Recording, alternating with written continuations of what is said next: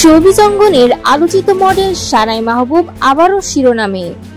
স্বামী আবু সালেহ মুসার বিরুদ্ধে যৌতুক দাবি ও নির্যাতনের অভিযোগ এনে মামলা করেছিলেন তিনি। তবে মঙ্গলবার ঢাকার মহানগর হাকিম আদালতে হাজির হয়ে সানাই জানালেন, স্বামী যদি সংসার করতে চান তবে তিনি রাজি, তবে শর্ত একটাই, ভরণ পোষণ ও দায়িত্ব ঠিকভাবে পালন করতে হবে। আদালতে মুসাও জানিয়েছেন তিনি সংসার করতে চান, তবে শর্ত রেখেছেন সানাইকে অন্যরা যেভাবে সংসার করে সেভাবেই করতে হবে। উভয় পক্ষের বক্তব্য শোনার পর বিচারক মামলাটি আপোষযোগ্য মনে করে মুসাকে জামিন দেন। সানাইয়ের আইনজীবী মিঠুন সাহা জানান, আগামী মঙ্গলবার উভয় পক্ষের মধ্যে বৈঠক হবে। আদালত থেকে বেরিয়ে মুসা সাংবাদিকদের বলেন, সম্প্রতি চাকরি হারানো আর বাবার মৃত্যুতে তিনি মানসিকভাবে দুর্বল হয়ে পড়েছিলেন।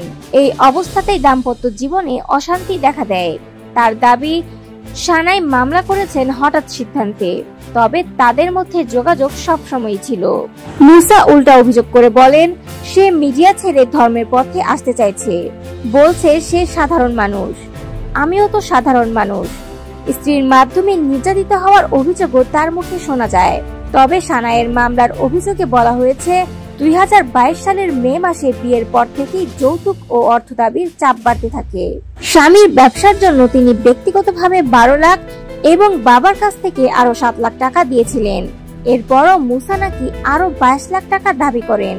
সেই টাকা দিতে অস্বীকার করায় শুরু হয় শারীরিক ও মানসিক নির্যাতন।